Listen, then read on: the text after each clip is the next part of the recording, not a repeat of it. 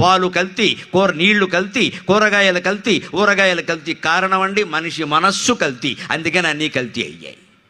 మనిషి మనస్సు స్వచ్ఛంగా ఉంటే ఏదీ కల్తీ కాదండి. ఒక వ్యాపారం చేసేటప్పుడు మనకి తెలియదా, ఆ పాలు మన పిల్లలు తాగితే, ఆ వస్తువులు మన పిల్లలు వాడితే ఏ వ్యాపారస్తుడైనా ఆలోచిస్తే కల్తీ అనేది లోకంలో ఉంటుందండి. అసలు దానికి ఆధ్యాత్మికతను మించినటువంటి ఉపాయం ఉందా? నీకు నిజంగా భగవంతుడి మీద భక్తి ఉంటే 3 లక్షణాలు ఉండాలి భక్తుడు అన్నవాడు. ఊరికి ఆరతులు ఇచ్చేయడం, నామాలు పెట్టేయడం, పట్టుబట్టలు కట్టేయడం, గుడి చుట్టూ ప్రదక్షిణం చేయడం కాదు ఇక్కడ భక్తుడంటే. మాటల్లో సత్యం, చేతల్లో ధర్మం, మనస్సులో భగవన్నామం, ఈ 3 ఉన్నవాడిని భక్తుడు అంటారు ఖచ్చితంగా. లేకపోతే మనం భక్తులం కాదు. మాట్లాడితే సత్యమే చెప్పు, అబద్ధం చెప్పక. అంతగా అబద్ధం చెప్పక తప్పదు, సత్యం చెబితే ఇబ్బంది అంటే నోరు మూసేసుకో. ఊరుకున్నంత ఉత్తమం లేదు, బోడుకున్నంత సుఖం లేదన్న. మాట్లాడు ఊరుకో, అంతేగాని అసత్యం చెప్పద్దు. ఎవరన్నా పలకరించడం నాకు మాట్లాడాలని లేదు అంతే. ఎందుకంటే అసత్యం మాట్లాడక తప్పదు, అది మాట్లాడడం మనకి ఇష్టం లేదు, మానేసి. మౌనైన కలహం నాస్తి. అంటే మాటల్లో సత్యం ఉండాలి, చేతల్లో ధర్మం. అధర్మం ఎందుకు చేయాలండి? మనం అధర్మం చేసి కోట్లు సంపాదించి ఎవరు సుఖంగా ఉన్నారండి? ఏమ్మా కడుపు తరుక్కుపోతుంది వింటుంటే. 25 ఏళ్ల అబ్బాయికి షుగరా, 30 ఏళ్ల అమ్మాయికి క్యాన్సరా? What is going on? ఏం జరుగుతుంది? ఏ తల్లిదండ్రులకైనా మనశ్శాంతి ఉందా? ఎంత ఆందోళన, ఎంత యాంగ్జైటీ. దేనికమ్మా ఇది? దేనికమ్మా? ఎందుకు ఇన్ని ఉద్యోగాలు చేస్తున్నావు? ఎందుకు సంపాదిస్తున్నావు? ఈ ఆందోళనల కోసమా? ఈ రోగాల కోసమా? 20 ఏళ్ల వాడికి గుండెపోటు ఏమిటండి?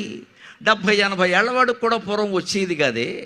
ప్రతిదానికి ఏందో, నేను ఉద్యోగంలో చేరా, ప్రమోషన్ రాదేమో, ప్రమోషన్ వచ్చింది పెళ్ళి అవ్వదేమో, పెళ్ళయింది పిల్లలకి అలగరేమో. ఎందుకు వచ్చిన గొడవ?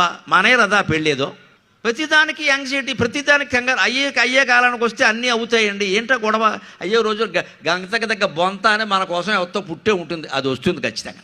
ఊరుకో, దానికోసం ఇంత పడిపోవాలా ఇక్కడ కలలుగానే? ఇక్కడ ప్రతిదానికి చిన్నప్పుడు ర్యాంకు దగ్గర నుంచి పెద్ద అయిన తర్వాత పెళ్లి వరకు అన్నిటి గురించి ఆందోళననండి. ఈనాటి యువతరానికి మరి రోగాలు వచ్చాయంటే రావా, అనారోగ్యాలు కలిగాయంటే కలగవా?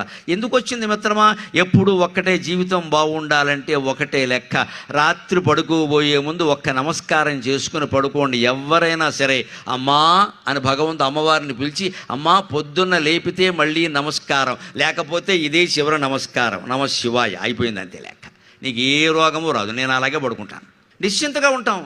అలా కాదు రాత్రి 11ంటికి 12ంటికి కూడా పడుకోరు. అప్పుడు పోగా టాప్ లేపని అది ఒళ్ళో ఉంటుంది. ఇక్కడ దాని పక్కనే స్మార్ట్ ఫోన్లు ఉంటాయి. ఇవన్నీ పెట్టుకుని తెల్లరాక ఏదో ఉంటావా? ఇక్కడ ఏమైనా గ్యారంటీ ఉందా? ఎప్పుడు నిద్ర పట్టాలంటే ఒకటే సూత్రం అమ్మా, రేపు ఏమవుతుందని ఆలోచించొద్దు, రేపు ఏం చెయ్యాలో నిర్ణయించుకుని పడుకోండి, అంతే లెక్క. ఏమవుతుందో మనం ఎలా నిర్ణయిస్తామండి? అదంతా మనం నిర్ణయించడం మొదలుపెట్టాం, ఆందోళన ఎక్కువైపోయింది. ఇక్కడ పాలు కల్తీ, నీళ్లు కల్తీ.